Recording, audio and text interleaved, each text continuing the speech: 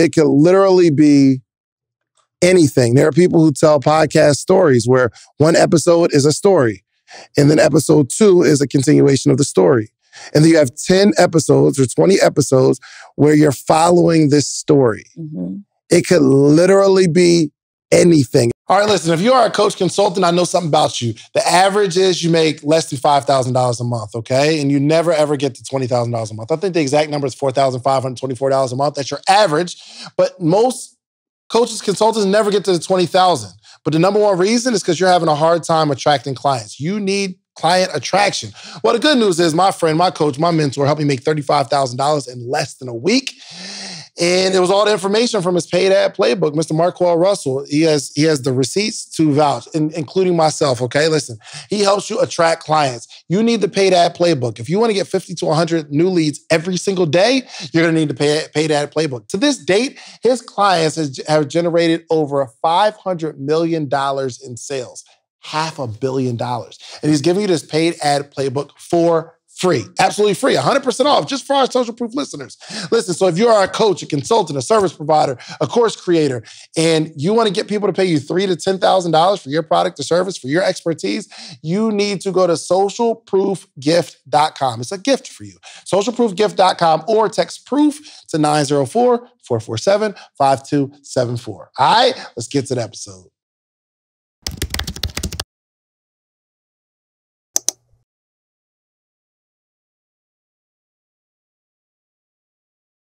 All right, welcome to another edition of the Social Proof Podcast, live from Miami, Florida.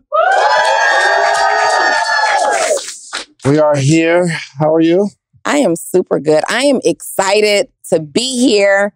We're in a room full of entrepreneurs, like a room full. There's like 50, 60 entrepreneurs in this room right now. Specifically podcasters. Podcasters. At the Podcast Mastermind, the very first one in Miami. You got excited. You are like... I was, man. It's crazy because I know the power of when someone's voice, like one, when you find your own voice. Yeah.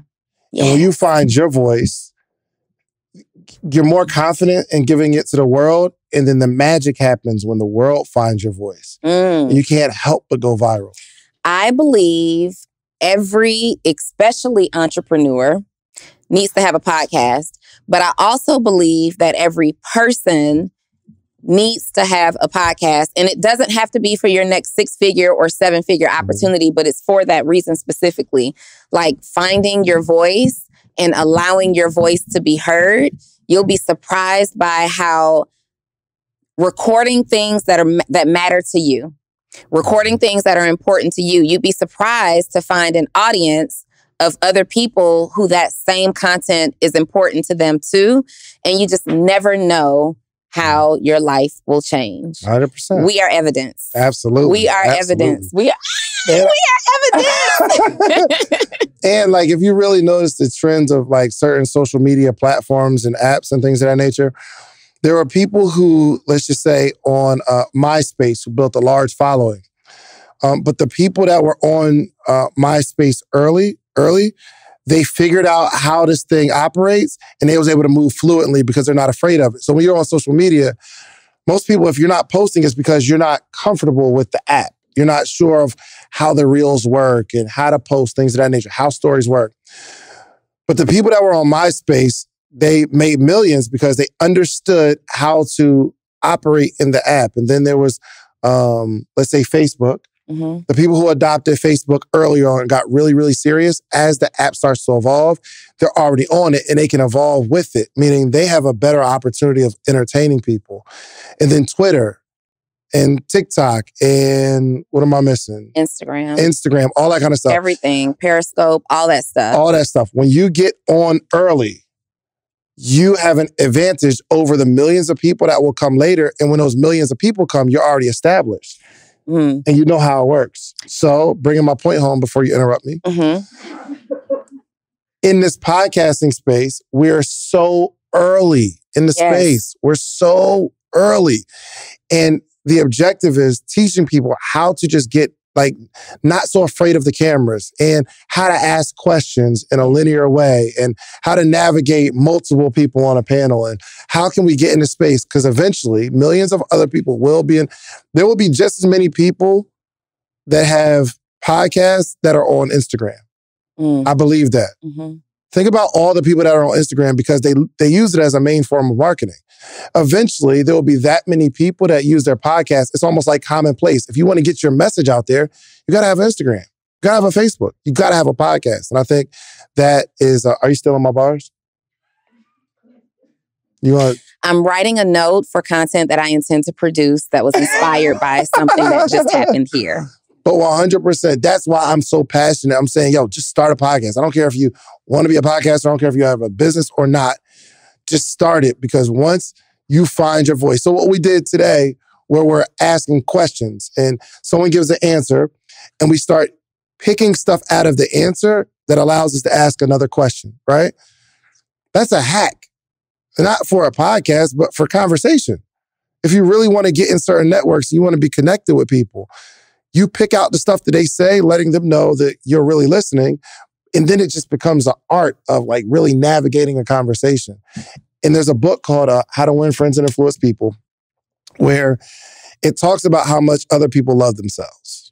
And what I realized is you can talk to somebody for 30 minutes, only asking them a couple questions. And if they get to talk the whole 30 minutes, they'll leave like, yo, that was an amazing conversation. Well, it wasn't really a conversation. I asked you like 3 questions and you talked your head off, but you left feeling heard. You like me more because this was a great conversation for you. So in podcasts, even if you're not going to interview people, I just believe it's an art. I do too. Fun. And I'm sitting here and I'm just thinking about the trajectory of my own journey. Spell it. Trajectory. No, it's absolutely trajectory. Not. Trajectory. Dave, when it comes to grammar and spelling, you just can't see me ever. Is it A? Is it? Oh, go ahead. Keep going. When I think about the trajectory of my own journey, I mean, we've been podcasting now at this point. It's been a year. It's been over a year at this point, like 15 months at this point. And I think as I'm looking at it, I believe coaching and podcasting are kind of congruent, because when you are, I know there's a lot of you guys who are in the studio audience right now who are going into the lane of the education space, digital coaching and putting out courses, one-on-ones, groups, all that stuff.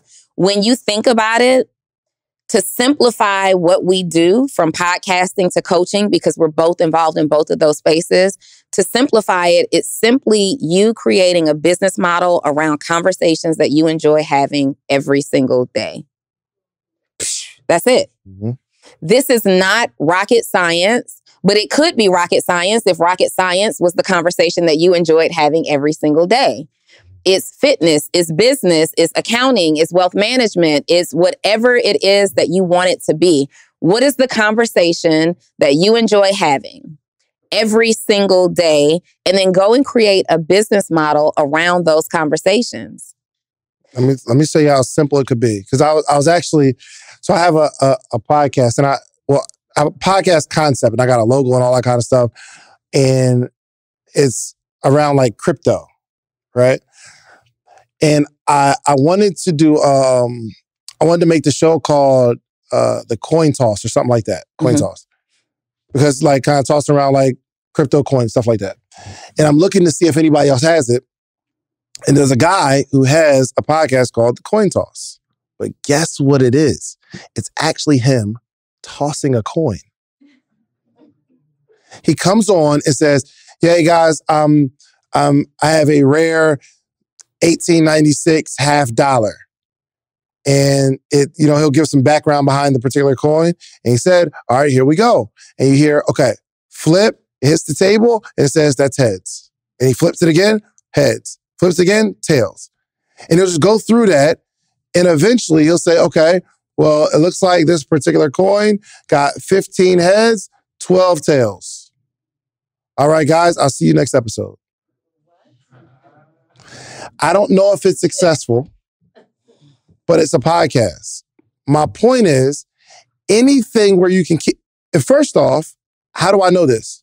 I listened to the whole thing. Yeah. It was just because I wanted to know. I'm like, is it going to be heads? I'm like, oh, it's probably going to be tails. And in my head, it's crazy. I got wrapped into it. But it can literally be anything. There are people who tell podcast stories where one episode is a story, and then episode 2 is a continuation of the story. And then you have 10 episodes or 20 episodes where you're following this story. Mm-hmm.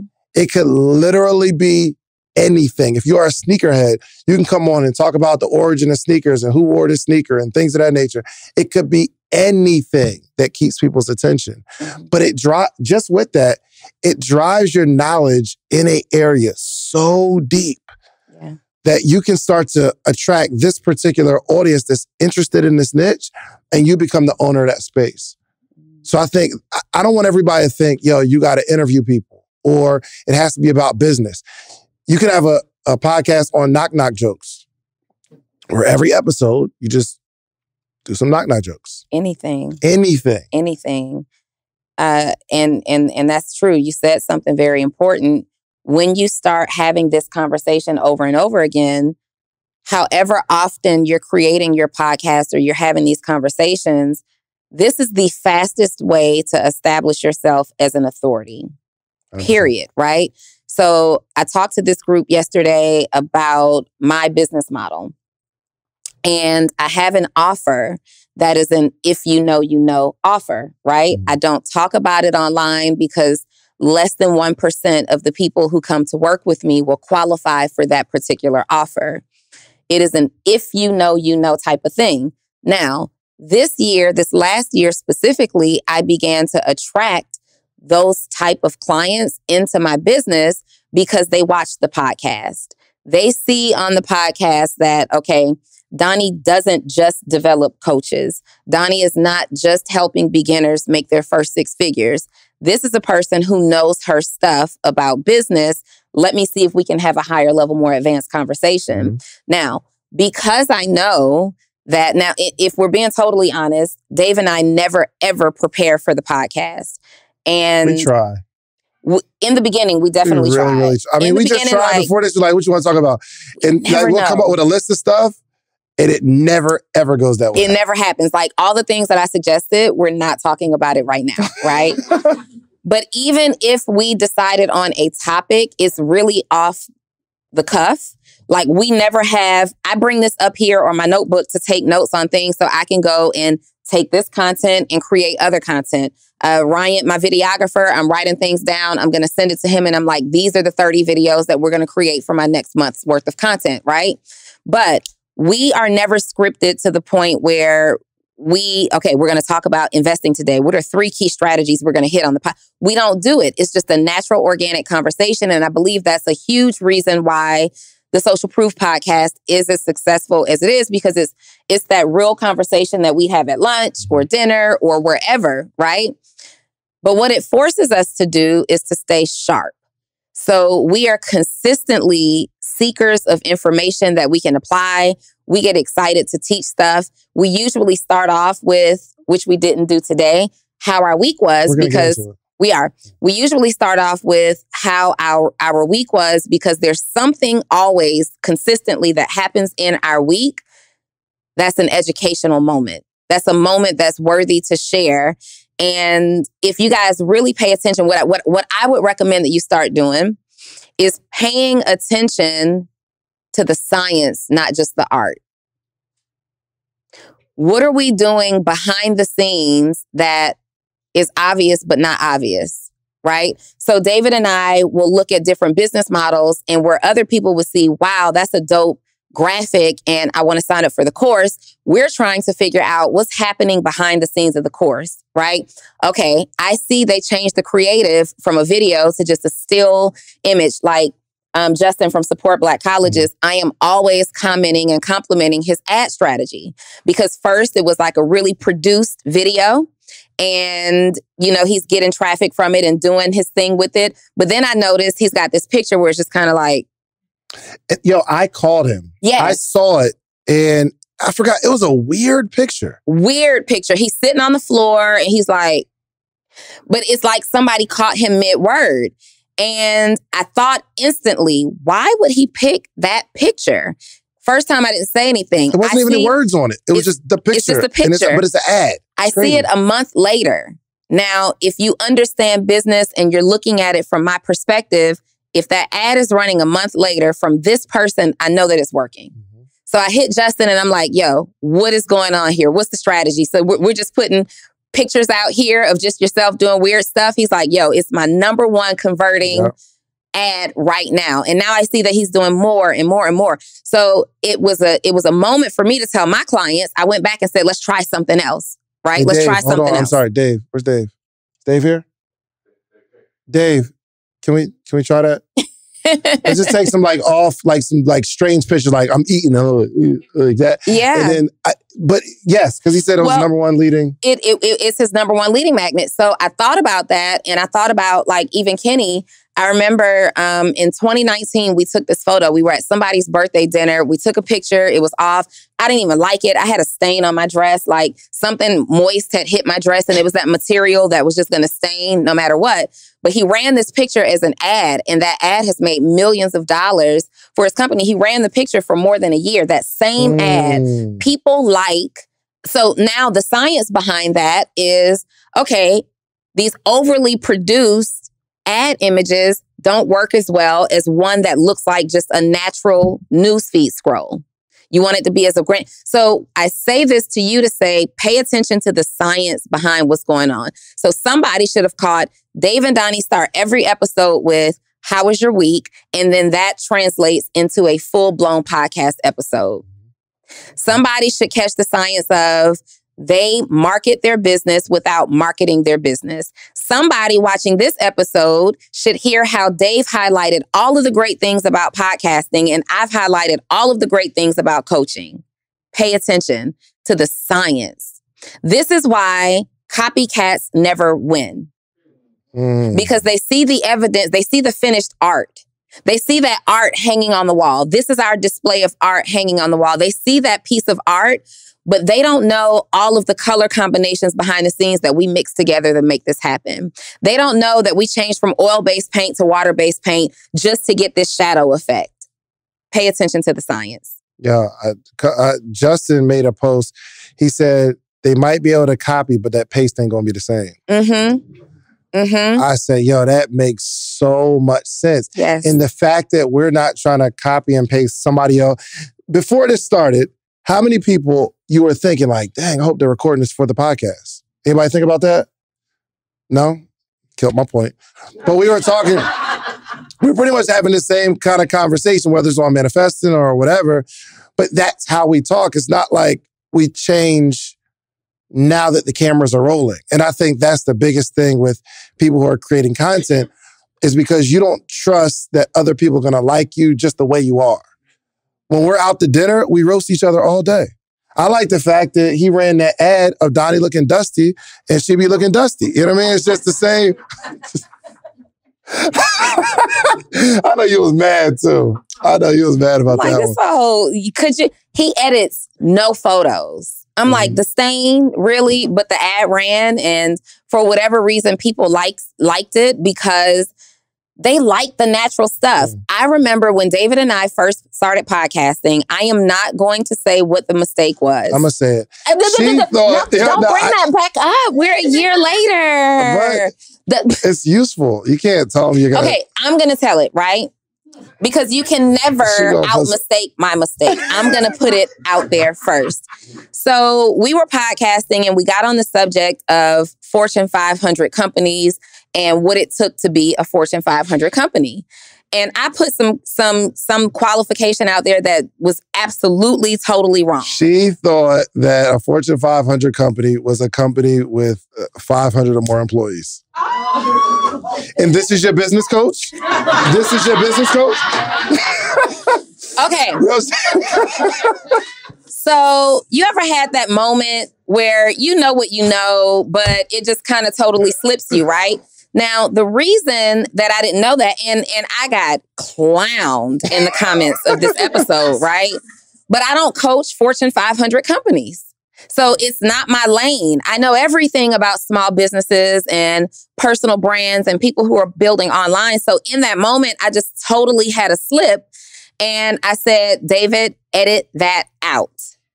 I know what you're thinking. How the heck do you make money from a podcast? Is David just doing this podcast because he likes it, or there's a heavily monetized strategy attached to it? Well, it's both. I really love talking and interviewing people and getting free game from really successful people.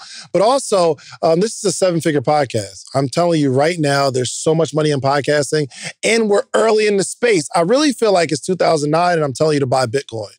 I'm right now telling you to start podcasting because in 5-10 years, it's skyrocketing. Those are the names that are going to be the ones who have the voices in our world, the ones that start a podcast right now, okay? So I put together everything I know about podcasting in an easily digestible program, okay? So go to podcastersblueprint.com, and you know I got to give y'all some love, okay? Enter code SOCIALPROOF. I'm taking 20% off so you can get your voice heard, all right? So this podcast that you're loving and enjoying, there's other people that's going to love and enjoy yours too, okay? Podcastersblueprint.com. Let's get back to the episode. We don't edit episodes, Donni. I understand we don't edit episodes. We are in agreement there, but I need you to edit this one because it's going to make me look dumb as a business coach, right?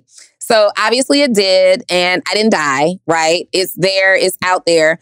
And the moment wasn't perfect, but I was able to recover from it because what you can't refute is even though I may have made that mistake about Fortune 500 companies, I got $1 million clients who are generating millions of dollars as a result of what I teach everywhere, in every room, right? So I had to recover from it. And it's about how you're going to recover from something. That's not the point that I was trying to make. But what I want to say is don't try to be so perfect. That's a fact. Look at David right now. Seriously, look, the camera isn't picking up these socks. First off, I just want to say or the lint balls that are on the I'm socks, fly right? in my rich and unemployed love the rich and unemployed t-shirt, but don't ever disrespect another one of our brands with these school kid khaki shorts on. Like Shans. It was early when I got here. What I love about what we do on the episode, on the podcast, is allow you to be who you are. Like, even if you look like you're just hanging out at home. Off of me, man. It's great. Do your thing. Do your thing. And if I'm being totally honest, Stephanie will say, I coach like this. Well, I mean, I look cute today, but normally I'm dressed like this. Leave me alone when I'm coaching. Please. Normally, it's like, you don't have to be perfect to do a thing. So there's somebody who you want to do something, you want to podcast, you want to coach, you want to build a personal brand, you got a t-shirt line, and you need to be taking pictures of yourself in your t-shirt line, but you got to have full makeup and hair and all this stuff. Just do it. Yo, first off, what you don't realize is this is high fashion. Here's why I'm saying this. So funny. So if you look at this got nothing to do with that, but if you look at like the Louis Vuitton models and the Gucci models, they be looking crazy. Am I right? Yeah. So it's really, it's not even crazy because it's like high fashion. So that's where I'm drawing my inspiration. Anyway, how was your week though? Real quick before we do that, do you know what David and I decided? What I decided? Oh, somebody asked me, how do you manage your ideas with such a big podcast, being David's co-host? So I brought an idea to him today. And David and I get paid a lot of money to wear people's clothes on the podcast, right? People are always sending us stuff and we want to wear it, but you don't do business with us and you just want us to promo your stuff. Sometimes we really love it and we will. But what I decided today and David agreed to is that if you are one of our mastermind students, I don't care if you're David's mastermind student or my mastermind student, we will wear your things and promote them as a courtesy included in your membership with our programs. So hold on, real quick. Go ahead, you can promote it. Go ahead. Okay. Crowned has me laced today. That's actually my favorite sweatshirt. Isn't this super hard? This is super hard. And she's not my student, but she's David's student. So because we work together in business partnership, I love it. First of all, it's just dope. And I don't know where she is. I'm right here. I got two phones in my hand. Okay, it's right here. What's your IG? It's Crown Me Collections with KKROWN. Crown Me. Just come to the mic. Come to the mic real quick. Go to the mic real quick. Because guys, Nothing is going to pick up well. Just tell us really quickly. Here's what we want to know. I want to, and slow down. Yeah. Say your Instagram and just tell me the vision behind the brand. My Instagram is at Cromie Collections. So it's KROWNMEKOLLECTIONS. Cromie Collections. So Crowned actually stands for Kingdom Rises and Overcomes World Negativity to Embrace Destiny. I don't think I have to say anything else. I love it. I love it. So I just wanted to clap it up for you real quick on the podcast. All right. And I am wearing Rich and Unemployed. This is, first off, you guys, come on to the mic. Wearing the Rich and Unemployed. For one, this is... Side note that he only brought gear for Dave. But I would like to wear some Rich and Unemployed. Absolutely. All right, so tell me about the Rich and Unemployed. Rich and Unemployed, for one, is the podcast. Mm-hmm. Thanks to Dave. As it should be. For sure. And it teaches entrepreneurship. I want to teach everybody that you don't have to go to college. You don't have to work. Yes. You can create a business and be rich and unemployed. That's can hard. When you send mine, real quick. Can I get that? This one. Yes. Yeah, I want that. I need the embroidery stuff too, man, because that embroidery stuff is hard. Okay. Yes. I got everybody. All right. There we go. Oh, yeah. What's the Instagram? Oh, yeah. My Instagram, Finessers Only Club. I also teach people how to finesse through life. Spell it though. Finesse. Wait a minute. Because we be getting in trouble sometimes. We'll clarify that for us. So am I a finesser now? Nothing illegal, but everything comes with a finesse. Like you have to kind of wiggle your way through certain situations in life.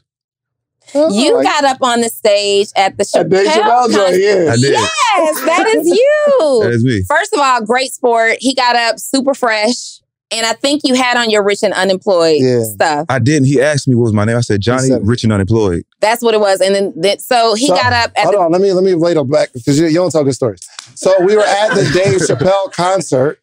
We had the Dave Chappelle concert. He had one in Atlanta, like viewing his documentary. But Jeff Ross, he's a comedian, and he does like the roast on YouTube. And he's like, yo, anybody want to volunteer to come up and get roasted? So a bunch of people went up and got volunteered to get roasted, and he's one of them. And he really, what do you call him? Like No Chance the Rapper or something? No Chance the Rapper. What's up, No Chance the Rapper? I mean, he was iced out, had on the Gucci head to toe, fresh. He was fresh, right? I was. Dude was like, what's up, No Chance the Rapper? Yo, but he flamed everybody on stage. It was really, really good. But then he follows up with that, with his name and says, Rich and Unemployed, and the crowd in front of thousands and thousands and thousands of people. Yeah. And then when I left there, everybody was like, yo, you was that guy on the stage, Rich and Unemployed, right? I was like, yeah, that's me. That's good. Yeah, I need that embroidery work too. So. I got you, don't worry. But real quick, I just like sets. Real quick, how many people were in the Discord group when I said just bring your stuff and I'll wear it on the podcast? So you didn't come up with that. Just put that out there. All right, so how was your week? How was your week, Chance? Let's start off with you. My week was phenomenal. We came out to Miami, brought my wife. I just decided when I do trips for business, I'm just going to bring my whole family. I love my wife and both my children. Yes. And really it came from Toby. I was at Toby's conference. Yes. Y'all familiar with Toby? In one of the bars, and this was like, it really just, how can I say it? It really hit home. It struck a chord with me. In his lyrics, he said pretty much if his wife and his family can't come to the venue, I'm not coming, or something like that. Anybody know the bar? Something like that? Yeah. What is he said, I'm not coming. Yeah, if my wife and children can't come, tell the promoter I'm leaving. Yeah, tell the promoter I'm leaving. And I said, yo, that is what success is all about. Yep. Like the biggest challenge I think with entrepreneurs is like, especially in our situation, it's a man and he's going to grind, or a woman, she's going to grind, and you have to leave the spouse at the house. Yeah. Right? But why can't you just take your family with you? Mm-hmm. You know what I mean? Why can't you just travel with your family? So I thought that was really, really cool. So and it's not like we do engagements that put our families in danger. Yeah. I understand in certain industries why you just would not bring your kids. I mean, like if you're like one of those wrappers and you do a lot of beef and all that. You wouldn't want to bring your wife and kids around that. But literally, one of the principles that I built my business on was for the freedom to do what I want to do. And early on, that included bringing my daughter, Deja, everywhere. She traveled with me everywhere. She was my assistant. She was my videographer. She was everything. Now, she's in college. She has her own life, and she has absolutely zero interest in anything that I have going on, right? None. But if she wanted to, if she wanted to come, she would be right here with me. Yeah. And I think that's so awesome, because as entrepreneurs, a lot of times when you're in relationships that are significant, you're married or, whatever the case may be, one of the hardest things to do is to sacrifice the time away from your significant other and your children. So I urge you, a lot of times as entrepreneurs, we make the mistake of trying to find balance between our work and our relationship. And I just believe that balance is this unrealistic thing that none of us have quite figured out, because there's not balance. If you are working 18 hours a day, there's absolutely zero balance for your family. And if you are with your family 18 hours of the day, there's absolutely zero balance as it relates to your business. So figure out ways to incorporate them. You have small children and you do meetings.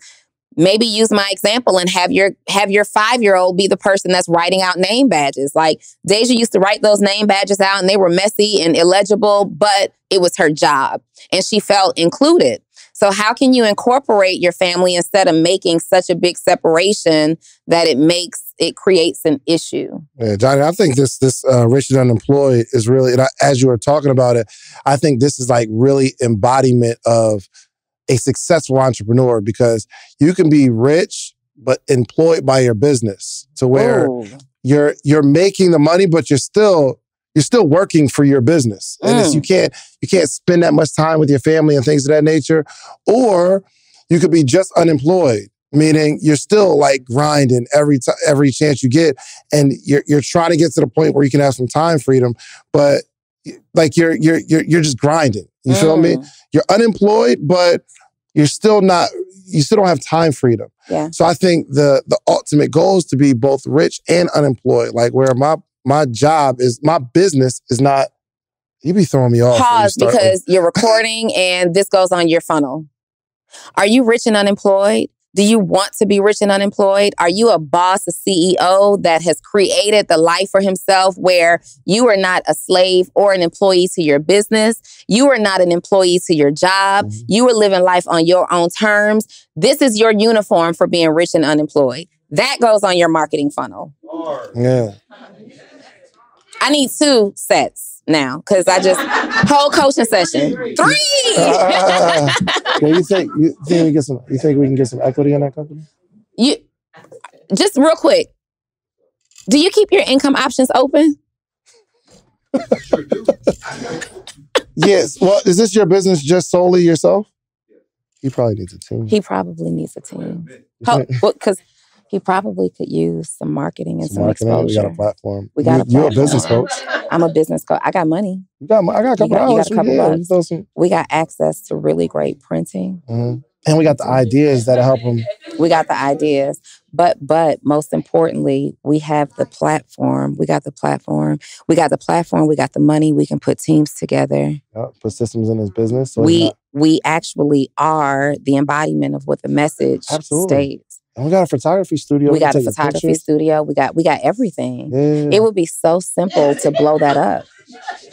What you think? I mean, I think like you want to make him an offer? I think if he were interested, it might be an opportunity to make it an 8-figure brand. You want to try to make him an offer? We could probably try to make him an offer. Let's talk to him. Is the owner of Rich and Unemployed still in the building? Right here? Anybody I can't see is my lawyer's not present. My lawyer's not present. Come on, you're gonna talk about lawyers. Your lawyer. Oh, he got legal representation.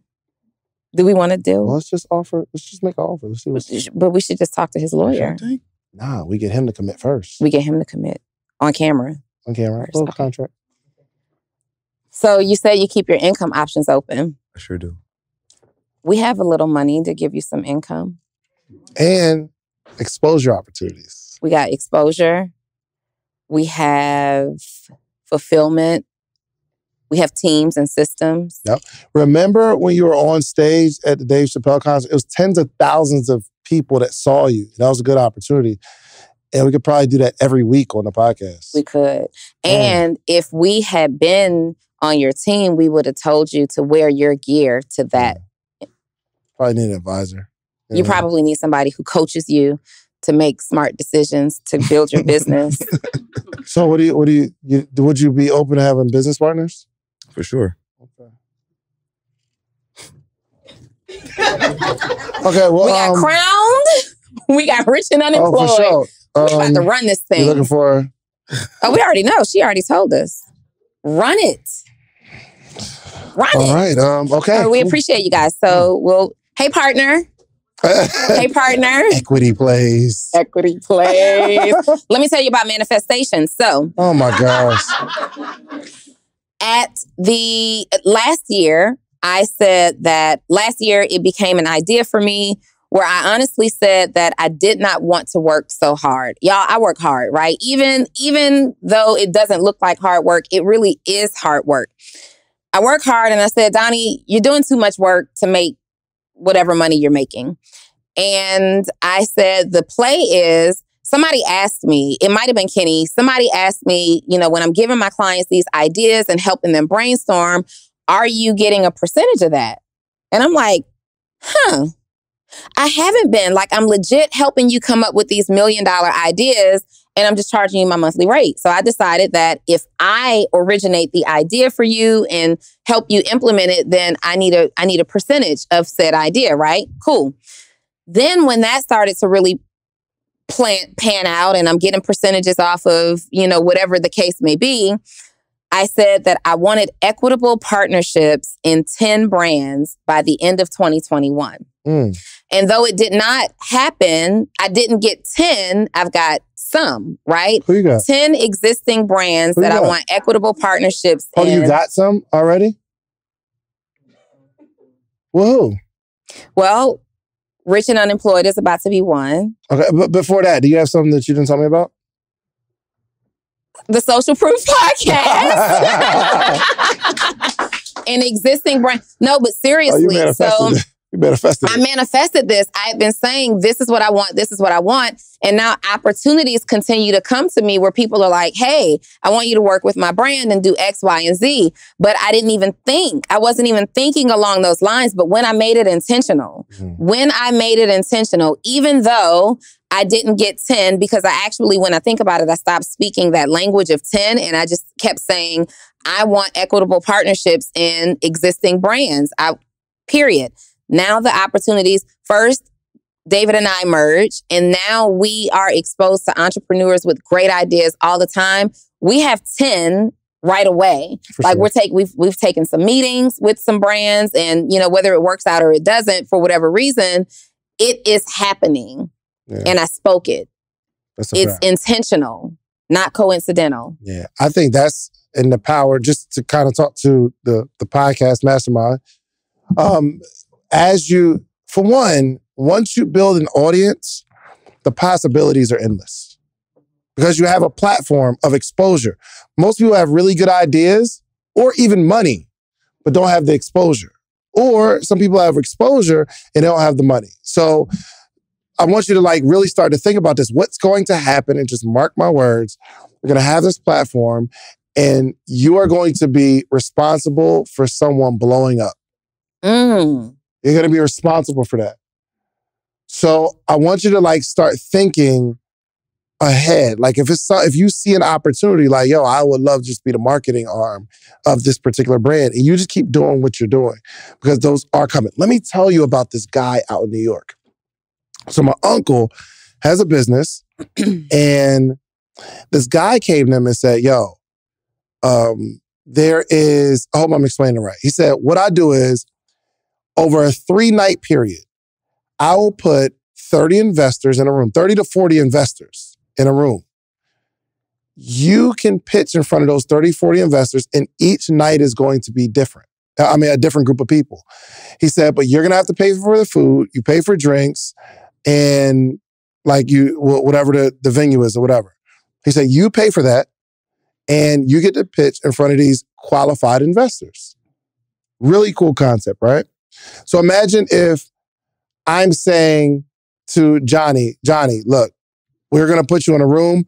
We got 30 qualified investors. And we got like 80, 90 people that got some bread, right? Absolutely. You get to pitch in front of them, but you got to pay for the food, whatever. He said probably the food is going to be, food, drinks, and all that kind of stuff is going to cost, he said, probably about $5,000 to $8,000 per night.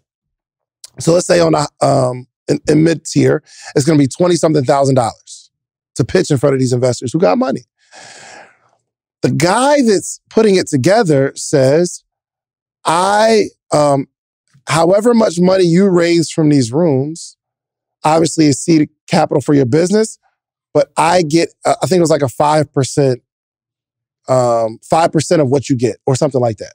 So if you get $1 million seed funded, he gets 5%, which is $50,000. But he said what he'll typically do is he doesn't want the 5%.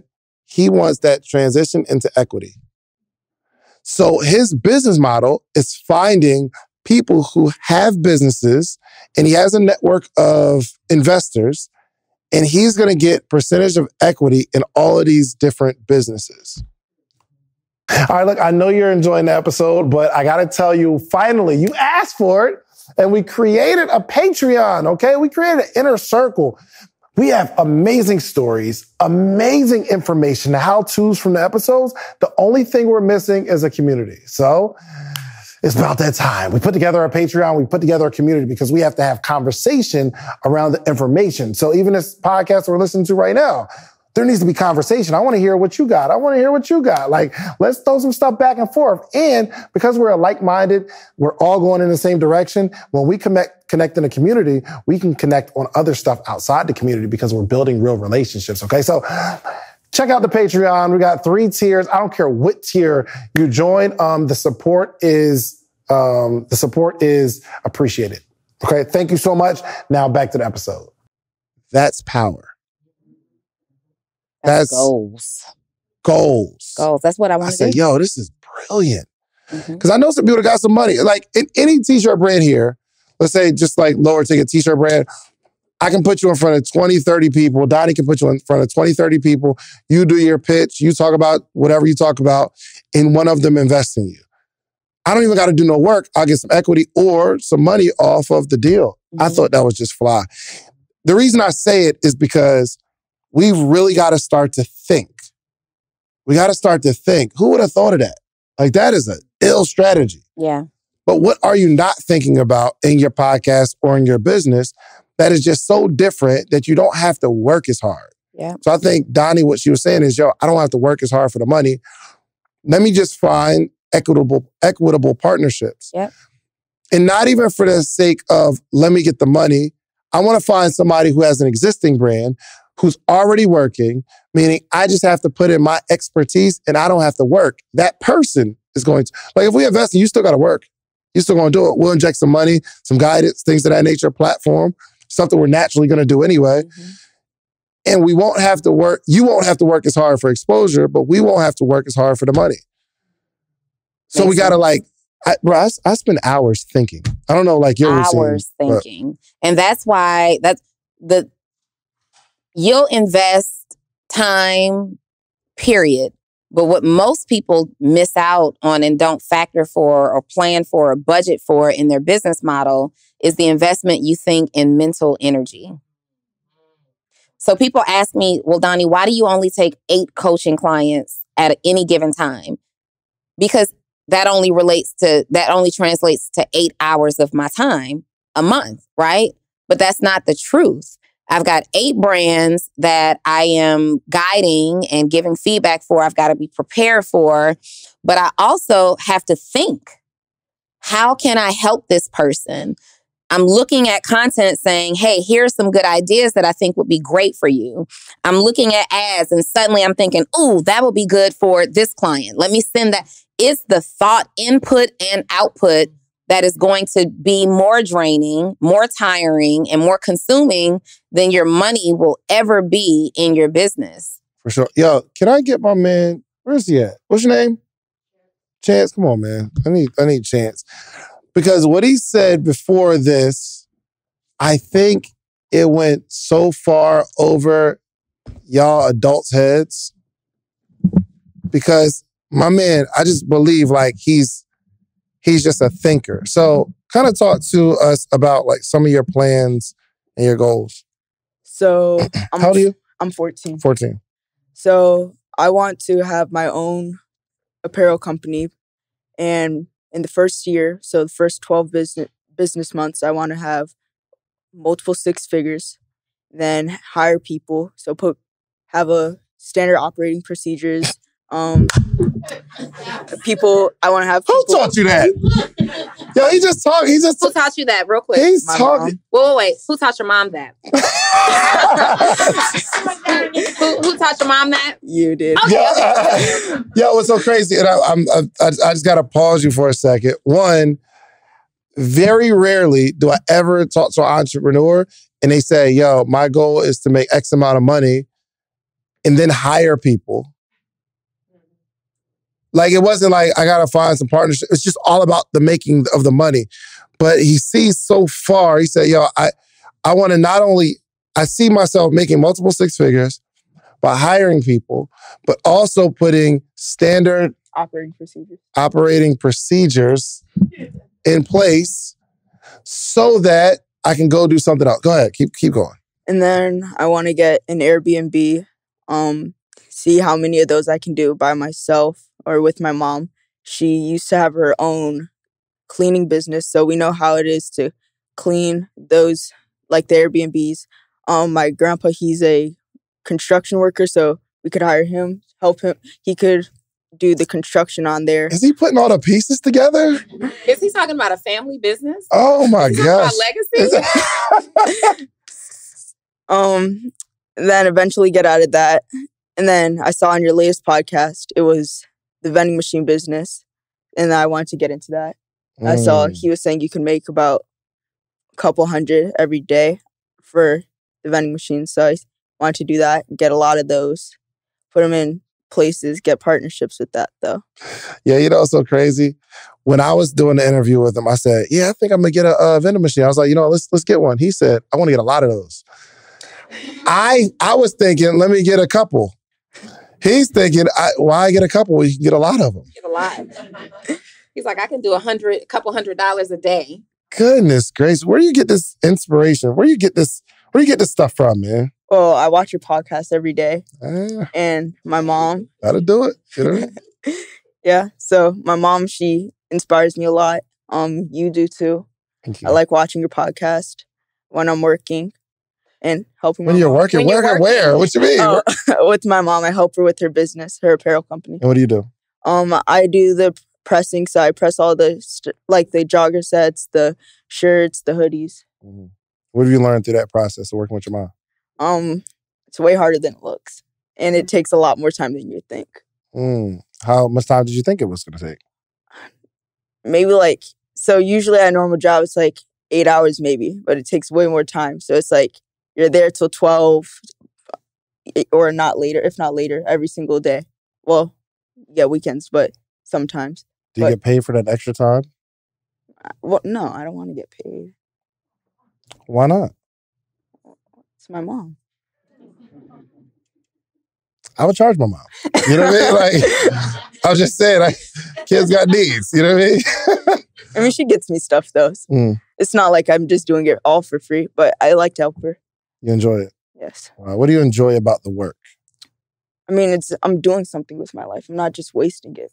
I'm doing something with my life? Yeah, let me ask you real quick. Anybody ever came to that realization? Let's say you've been at your job for 10, 12 years and you realize, man, I'm not doing anything with my life. Like the work, I don't even know. You're probably going to look back at this when you're like 20 and say to yourself, yo, I was brilliant as a kid. Thank you. Like, I don't even know if you realize the gems that you're dropping right now. This is insane. Like, I feel like I need a coaching session. You know what I mean? Like, I feel like I want to learn from you. So give me a perspective of your friends. What kind of friends you got? My best friend, I've known him since I was 4. He doesn't really, so he wanted to start it at first, but now that I don't think he wants to anymore. So now that it's a lot of work, but now my other friend, he's trying to switch from from regular school to homeschool to have more time. He wants to start his own business, so my mom might help him with that. But like it's his decision. Like, what do you mean he's trying to? Oh, he's 17. Okay, I got you. Okay. But yeah, he's trying to convince his mom to let him do homeschool.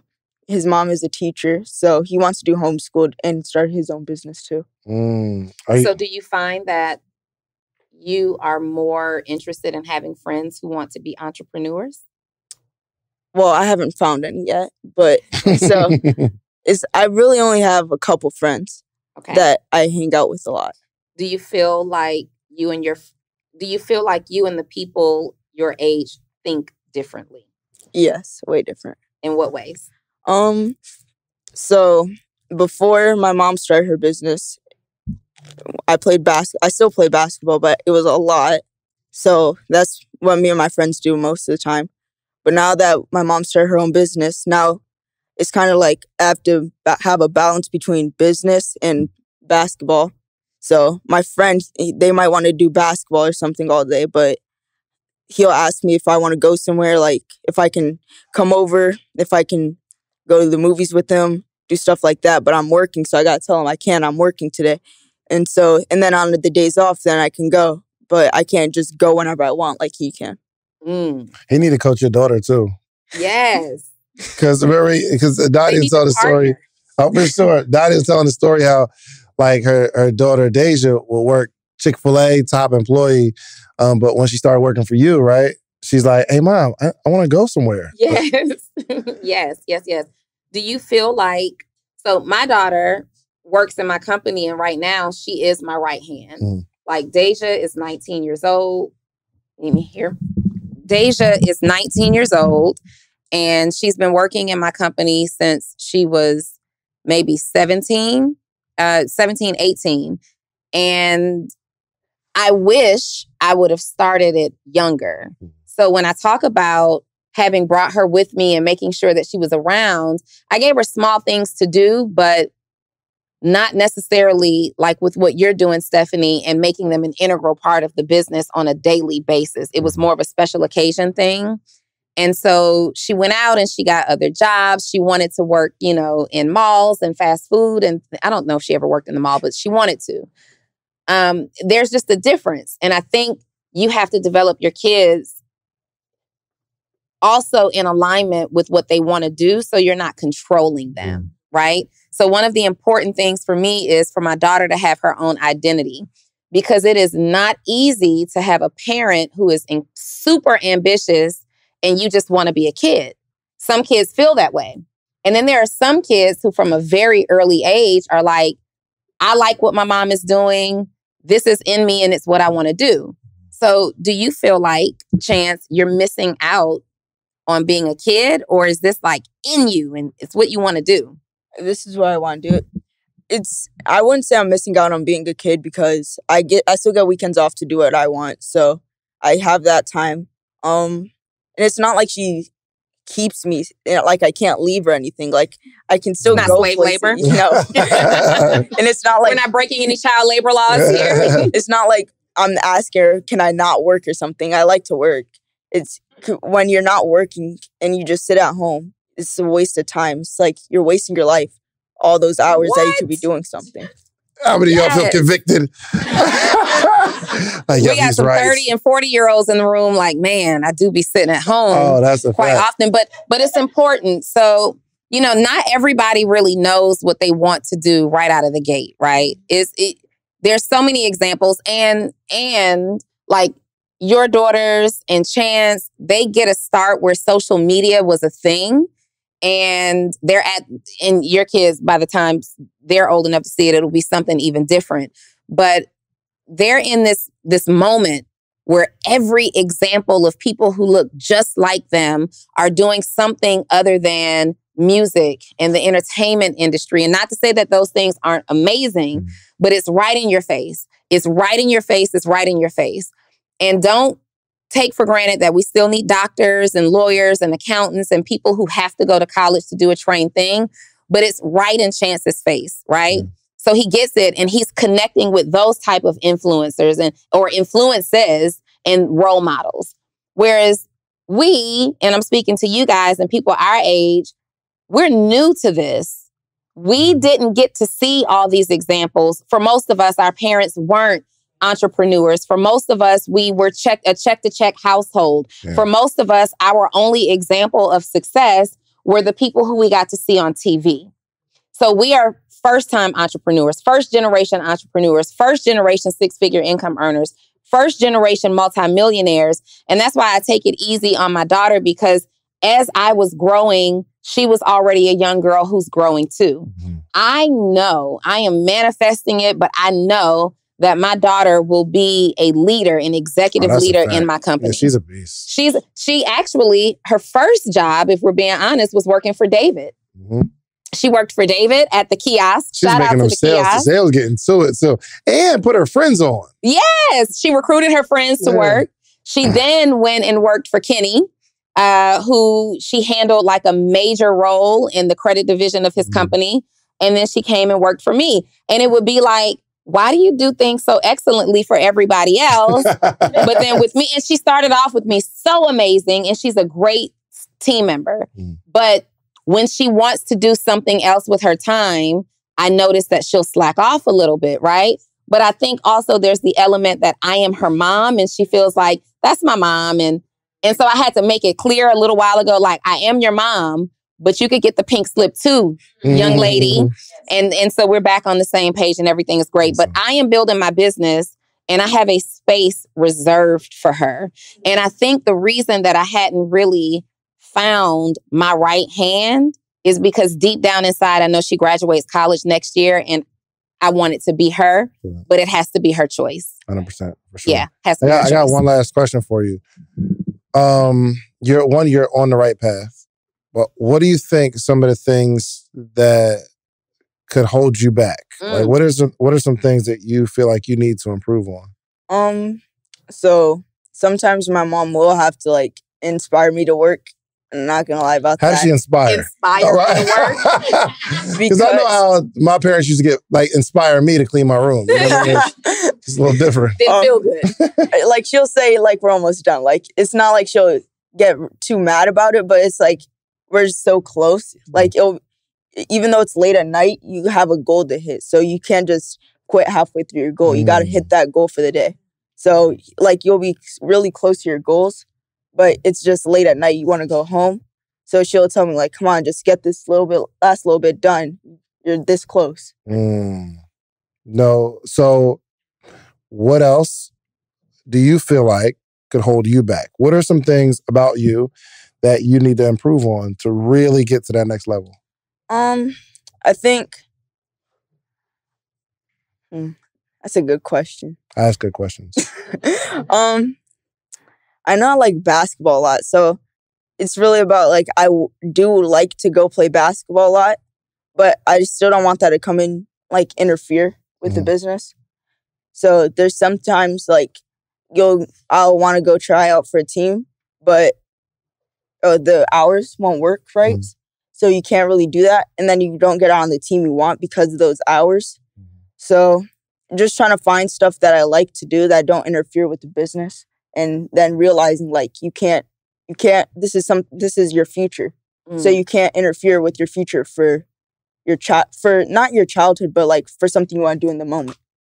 I feel like I'm like interviewing Elon Musk when he's 14. Right. You know what I mean? Or something like that. You know what I mean? Like Steve Jobs when he was 14. You feel this would be it for sure. I have a question. What do you see in the next 5 years I hate Donni. As the future that you'll have in your mom's company? Well, I think my mom will be she'll have multi-millions by that. She'll be out of her company fully. First of all, stop it right now. I can't. it took until like a year ago for me to even think about being out of my company. Fully. What? Fully. Why do you even know this? Just learning. You retain stuff. You can't just let it go in one ear and out the other. You have to retain everything you hear. Anybody feel like, okay, the podcast is over at this point. Let me get to work. Right. Absolutely. Yo, Chance, thank you so much for joining the podcast. One, we appreciate you watching the podcast. And anything you need, we are here for you, my brother. Seriously, man. Pleasure. Give him a round of applause, man. Good job, Chance. Chance. Golly. I want... Lauren and Christina, y'all in the room? I heard y'all talk about contracts yesterday. Let's make sure we get Rich and Unemployed, Crowned, and Chance on some kind of paperwork before we leave the room. For sure. Goodness gracious. All right, cool. I wanted to probably get some questions in real quick. You didn't ask me about my week ever. I always ask you about your week. I asked you about your week, and you definitely had the opportunity. Okay, how was your week? Thank you. My week was amazing. I am in my final workshop that I'll be doing for a while for coaches and consultants. I got hacked. My Instagram got hacked again this week. This is the third time in 2 years and the second time in 6 months. But I just received word. It was completely deleted, but I have a friend who works over at Instagram, Facebook, and I got word this morning that they recovered the page, but I don't have access yet. Yeah. So hopefully in the next 24 hours, I will have access to it. But my week still, in spite of, is great because I have learned the importance over the last 2 years of building community. So now when things like that happen, I don't even flinch. David called me and he's like, your Instagram page is gone. I'm like, yep. He's like, what you doing? I'm like, chilling on the other page. He's like, Donni, don't be out of it. I'm like, Chance, I'm completely not giving a crap. And I tried to buy into one of her companies in this time of the poster paid. Would you believe that in my time of being hacked, Chance took it as an opportunity to say, well, you should let me buy into the company now so we can make sure we keep it growing. Hey man, solutions. What I tell you? I got solutions. She said, I just woke up to like 30 grand this morning, so I'm good. Something like that. 3,000. Right. I'm like, Chance, it's not even 8 o'clock in the morning and I've already made like $3,000. But anyway, my week was good. So you wanted to make a point about something. No, well, I wanted to go on the Q&A. Oh yeah. Y'all got questions? Anybody got a question? Anybody got, no? The mic is right here if anybody has a question. No? That's cool. Fine. All right, let's do it. Donald, the voice. Good. What's up? All right. So, hey, Donni. Hey. Dave. So good to see y'all in this setting. Appreciate y'all. So just seeing Chance and that whole exchange, right? So my daughter G is here. She's 5. And she also does voiceovers, right? So your daughter's 5 and does voiceovers? Yeah. Oh wow. Yeah. Really? So we're is she here right now? They're outside on the spinning wheel eye thing. So okay, gotcha. I want to hear her voice. Yeah. I mean, it's a cute 5-year-old. Hey guys. Gotcha. So, how do you guys find that balance between grooming your child in your business? I don't know if it's a balance, but I guess the question is there a balance between grooming for business and also letting them in a way figure out and choose as you're paying attention to their skills and their gifts or whatever, how their skills and their gifts then fit in your business. Does that make sense? Yeah. So like if your child has a particular skill set, do you let that play out and then figure out where they fit? Or like in my case, I'm like, you know what? Let me get you reading like on microphone. Let's put you together a demo, that type of and then build that. Does that make sense? Yeah. Yeah. Okay. I don't know. I'm not good at it. My daughter, she just say she don't want to do something. I'm like, all right. Yeah. Cool. So I think there are different elements that are important when it. First of all, let's all as entrepreneurs vow not to live vicariously through our children. It's so important. So in some cultures and backgrounds, they force their children into the family business. And I only know what that looks like from TV. So I don't know how real it is, but it's always disastrous. Somebody's always trying to off the other person for the next line up in the company. And it just never, and these shows aren't written just imagination, right? So I imagine that it's not always great. On the other hand, while I don't think that you should force your kid into your business, and I don't think we should constantly be looking at our kids as an income situation, right? Like, ooh, this is what you could do to be an entrepreneur. I think a lot of times we just need to be looking at our kids and letting our kids be kids. But on the other hand, I believe that as parents, if we see something that is naturally present in our children, I think it's our role or our responsibility to foster that and to develop that for as long as they're interested. She's 5. So she will most likely like this one day and this in 2 years and this in 3 years, and allow her to kind of figure it out. But even when our kids are switching from thing to thing, there is a constant characteristic trait that is always present. So, for example, if your kid switched, if your daughter switched from softball to cheerleading, and then she wants to be the class president and this, that, and the other, the thing that might be consistent in all of these trials is her leadership skills and her ability and desire to be on a team and, do things like that. So then you're saying, okay, this is a leader. She likes managing teams. How can I put her in other situations where she can continue to develop herself as a leader? And then figuring out her place in your business, just have that conversation where you offer it. And I think it's more important that our kids are consistently doing something that is developing a skill set rather than it is that they're doing something in our business or as little entrepreneurs. That's good. Good question. Yes, ma'am. Okay, back at Donni again. Introduce to piggyback on that. What's your name? Oh, I'm sorry. My name is Terry Jordan Adams. I am with Sued by the Debt Collector. Okay. And currently, my son also works for me. He is my director of lead generation. And that starts with a lot of grunt work in the beginning. And I'm getting ready to hire a VA and a temp so that he can oversee them and we can focus on some of the other things. So he's going to start writing out the SOPs. His current job is not his favorite job, but he sees the vision and is willing to grow with it. But realistically, he may not end up being a part of the company. Mm-hmm. And I have to take that in consideration. So you being in a similar situation where your daughter, is about to graduate and she may or may not be a part of the company, what is your plan and or strategy to, to exit? Yeah. I mean, it's just like any other employee. So anybody else running a company right now with a non-familial assistant, operations person, fulfillment person, familial, non-family member. Jesus Christ. You always have to be prepared as a CEO to replace, right? Everybody won't be permanent. And it doesn't matter if they're our children or niece or not. It could be a stranger. And for you, if he's already if he's already expressing interest in maybe doing something else, then this is your time to, have a conversation with him and say, okay, I have to make sure we have a foundation, a solid foundation. I'll be putting job ads out. Can you train this person? And maybe he works as their assistant until he exits out of the company, but you want to be in that place. There might be a time in your business, just like any other business, where you're left exposed with an unfulfilled position. Mm-hmm. The position may be open for a while.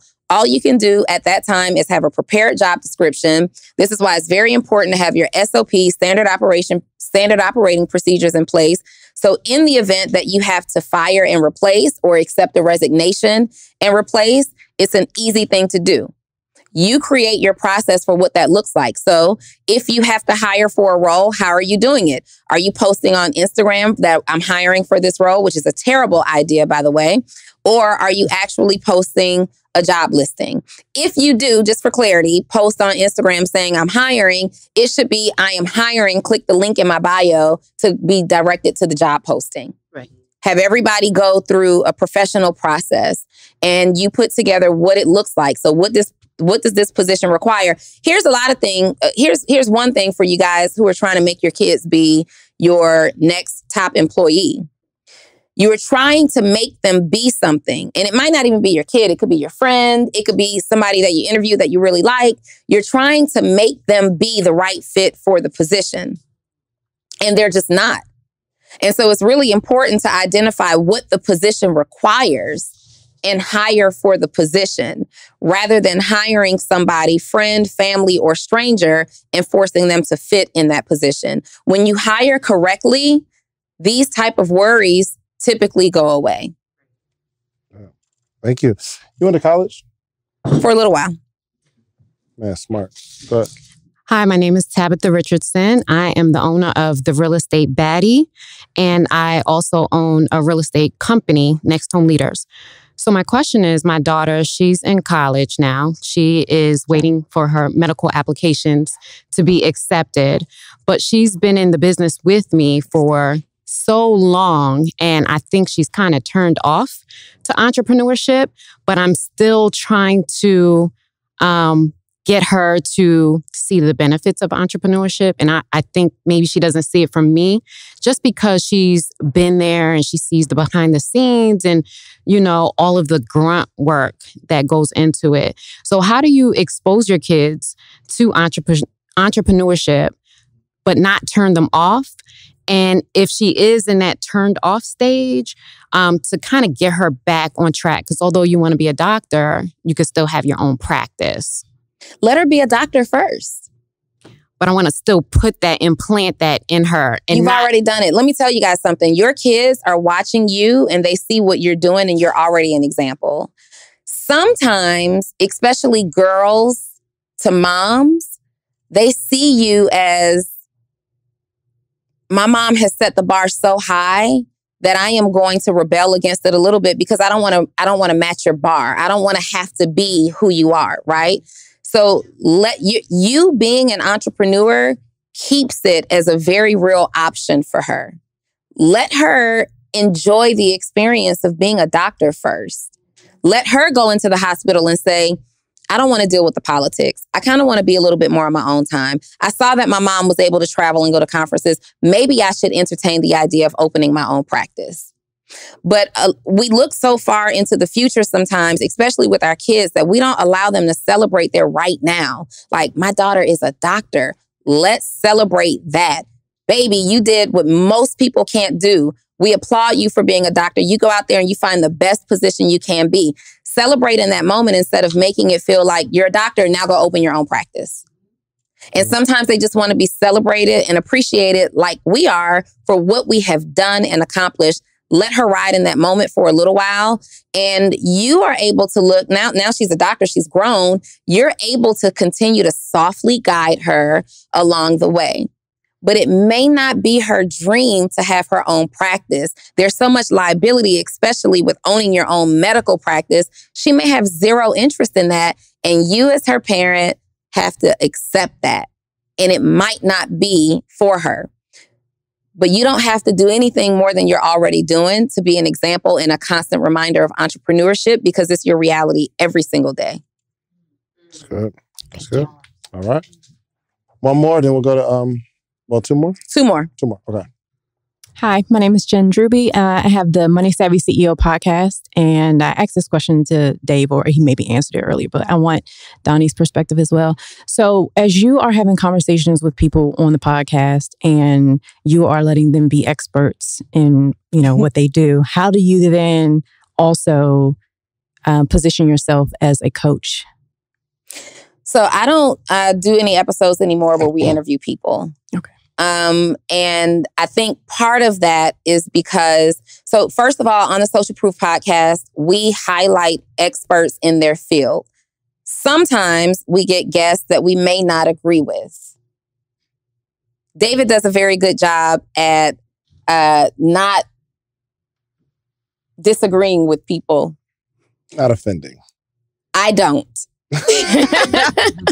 If I know you're sitting in the middle and you are dead wrong, it's not that I'm going to tell you you're dead wrong, but I'm going to ask you like, are you sure? Because I remember one episode. That one episode was like... I didn't agree with that either. I was like, I don't understand. But I understood his thought process. Yes. David does an amazing job at just kind of letting people have it. And I think we need to start disclaiming that a lot of the guests that come onto the show are referred to us by other people who think that these are amazing entrepreneurs. But just like anything else, we can't be held liable or accountable for what comes out of their mouths, right? And my poker face is not strong. So there's just that.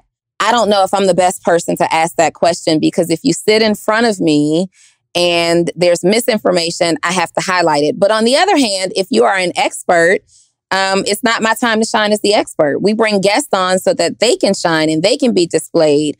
And we're just having a conversation just like we would. It's not about showcasing that you're an expert. Just have great conversations that you enjoy having and people will see. Oftentimes on our episodes, I'm doing a lot of the coaching. David is still the expert. And then when he's doing a lot of the coaching, I am still an expert in my own right. So I think maybe shifting away from that mindset of how do you highlight other people and still remain the expert?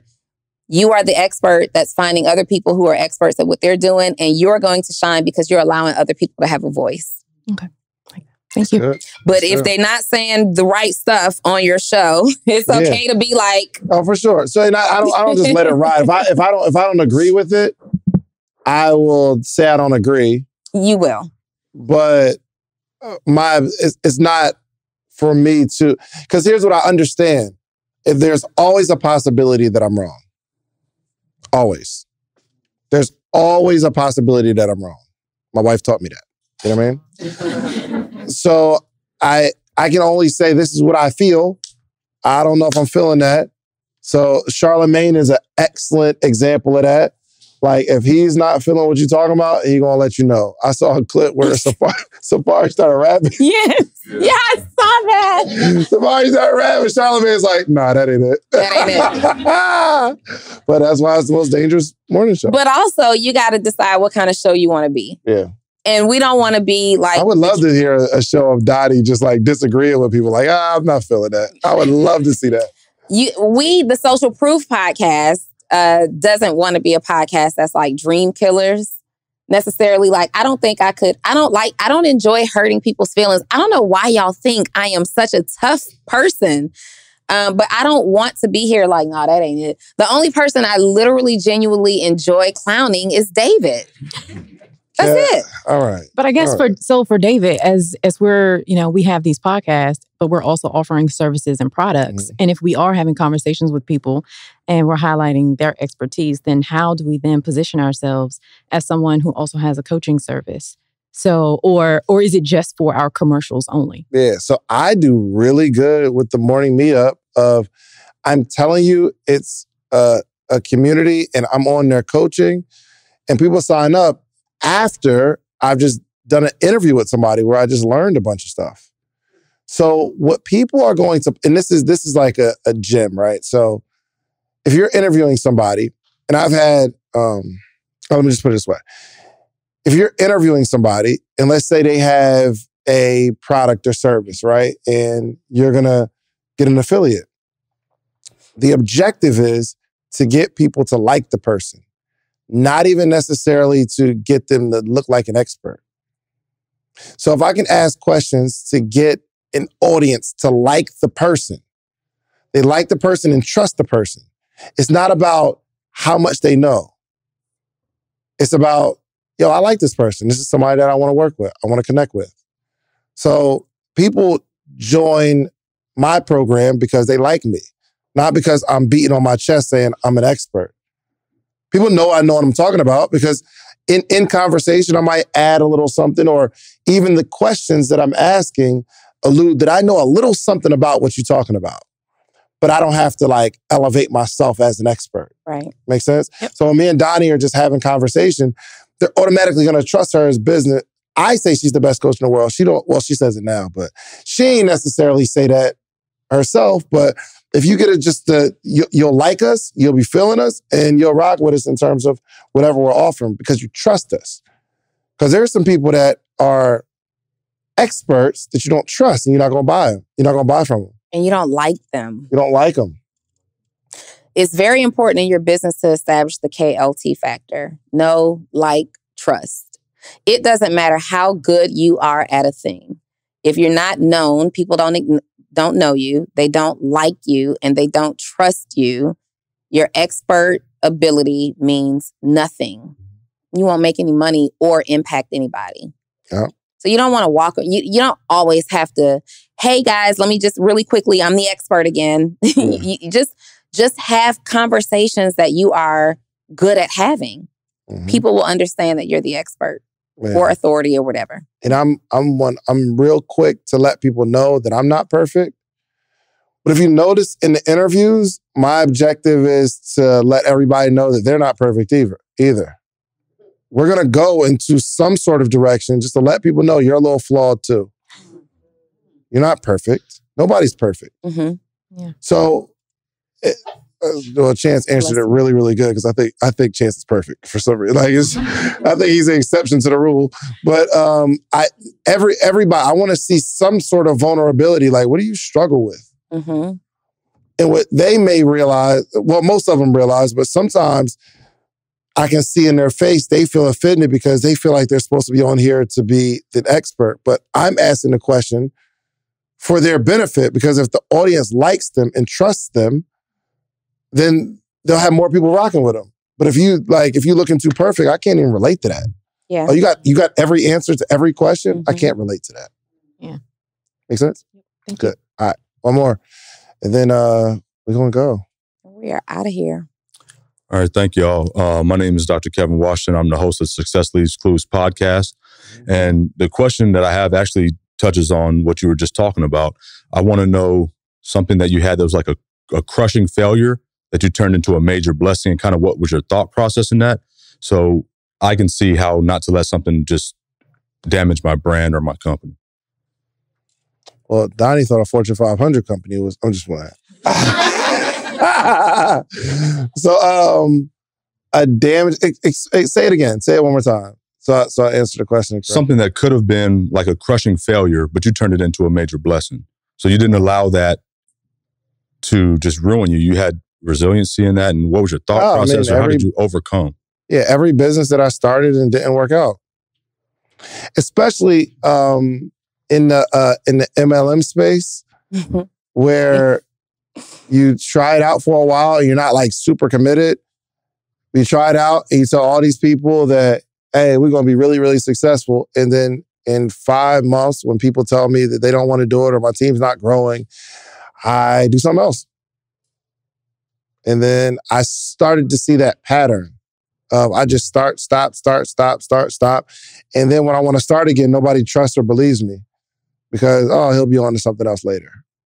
Yeah. So that was definitely one of, I just lost trust with people. I couldn't even sell them anything. I can't even sell them my t-shirt because they, in their mind, you're going to sell it now. I'm going to support it now, but you're going to be doing something else later anyway.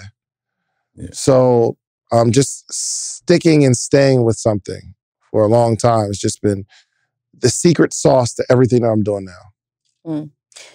I have so many things that have crushed me in business, from not having the money to do what I wanted to do and having to figure out alternate ways to get things done, to not feeling supported by the people who I supported. That's crushing. Like, to support people, whether it's family or friends, and then you do something and it feels like zero support. That's also crushing. And then I know that I've used that as motivation to say, I'm about to blow this thing up.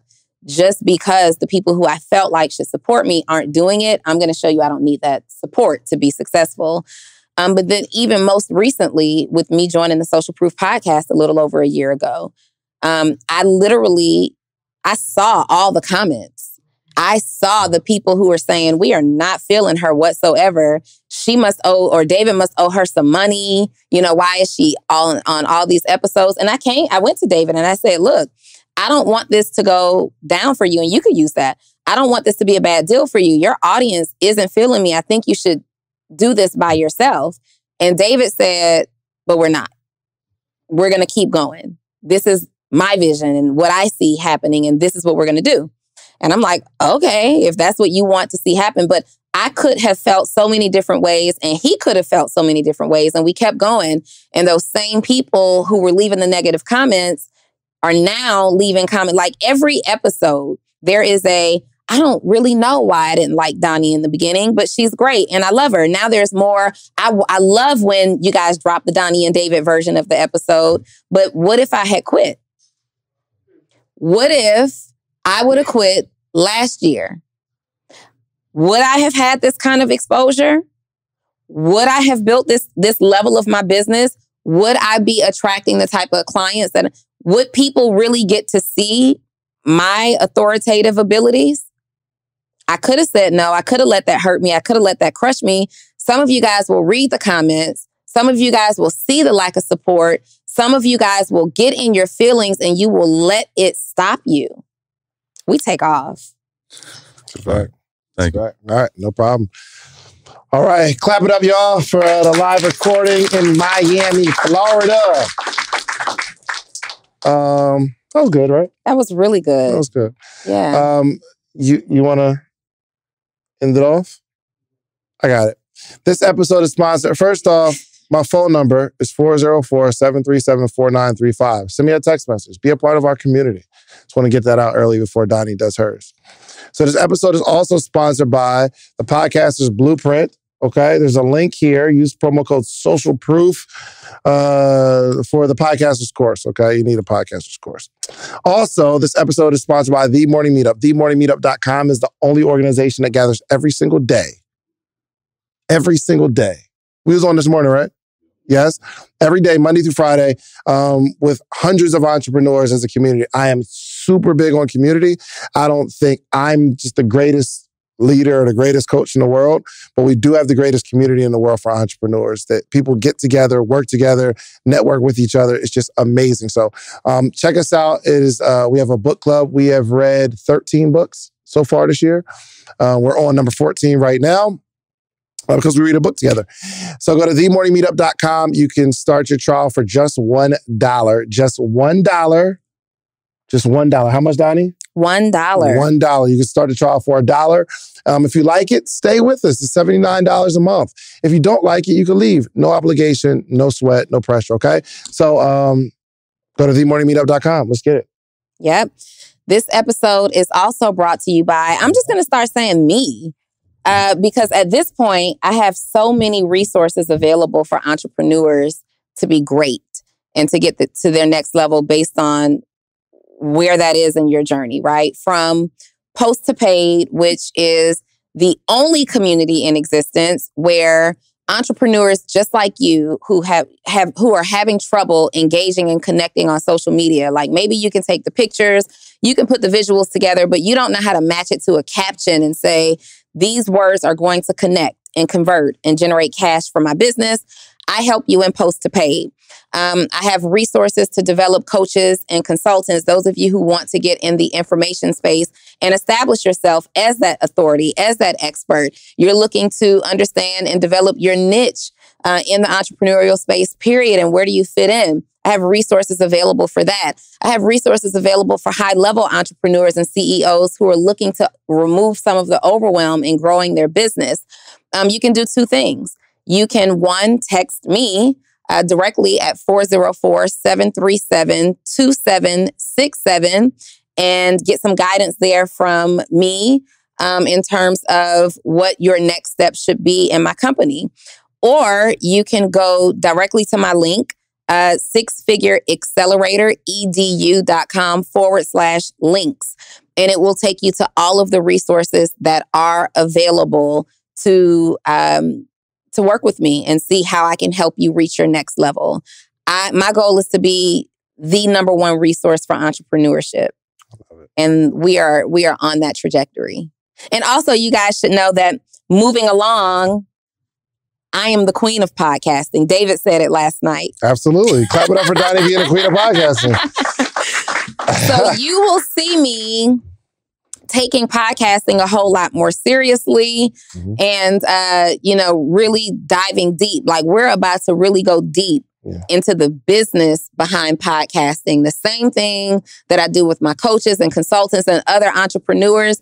We're about to go next level with the systems and SOPs and just the business of podcasting. It's going up, you guys. And I can't wait. I'm so excited. Let's get it. Let's get it. Listen, you all, do yourself a favor. Well, first off, do us a favor. Please subscribe to the podcast, okay? If you listen to this whole podcast and you didn't hit the subscribe button, it doesn't cost you anything. It is the best way to support us, though. Yep. And go to the audio app, either Spotify or your Apple audio app. Make sure you hit the follow button. Follow this podcast. That is the best way to support without spending a dime, okay?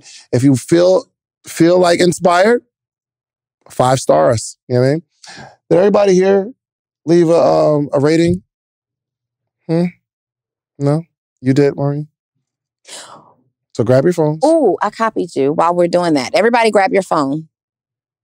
What are you doing? No, not that. I want you to finish your thought, but then I got to tell you real quick before we go how I copied you. Yes. So what are you doing? Like, follow, subscribe, rate us, comment. All that stuff really, really matters to a podcaster. So go to Social Proof Podcast on your Apple or Spotify app. Make sure you follow, like, subscribe, whatever it says. And YouTube as well. David Never Sleeps. I copied you most recently. So you do the $1 trial for the morning meetup.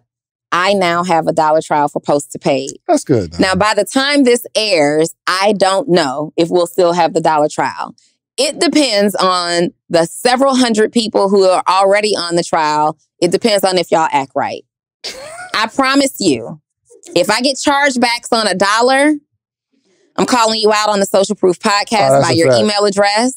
I am blocking you from everything, and you have ruined the opportunity for everybody else. So if by the time you hear this podcast and you want to subscribe to Post to Paid and it's no longer $1, just know that your peers ruined it for everybody. So go get it. Anybody that's ever charged back, I blocked them immediately. You will never enjoy this content ever again. Never. In your life. So, all right, guys, we're about to get out of here. Y'all have a wonderful one. Yes, sir. What's up, Joe? So, we're in the month of December. Oh, man. Did he do that? Are we? We are. We're not. We are. We're not. Well, we are. I think no, we're not. Why are you saying we're not. Come on, Joe. What are we doing? What are we doing? Anywho, so on behalf of myself and the team, I'd like to wish David a happy birthday. Oh, because yesterday was my birthday. No. Yeah. No, it wasn't. It was. Yes, it was. It was. Oh, yeah, it was. Yesterday. It was. So on behalf of myself and the team, David, we would like to wish you a very happy birthday. We'd like to say thank you. We'd like to say we love you. And we'd like to sing happy birthday. 1, and Darnell 2, as well. 3. Happy birthday to you. Not you. You can't sing. Happy birthday to you. Happy birthday, dear David. Happy birthday to you. And Darnell. And Darnell. Happy birthday, Darnell. So when I make a wish, is that manifesting? Yeah. Okay. No, I just want to know. It depends on if you couple that wish with the actions required to make that a reality. Got it. Yep.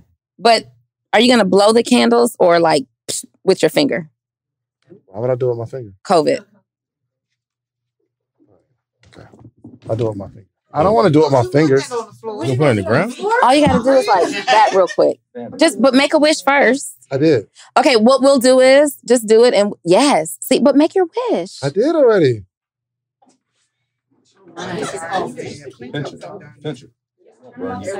Yeah, why are you blowing out my candles? Just kill them out and blow them out. All right, I got it. What a baby. Okay, I'll do it. It won't burn you. Yeah. Here, put that on the tray. Oh, that's ice cream cake. I feel it. Put that on. Good. Thank you so much. And you would stick it back in the cake? What are you talking about? I wanted you to just put it on the tray. Why would I put it? Men have absolutely. All right, Thank you guys. so much. Make sure y'all follow us. We out. We're out.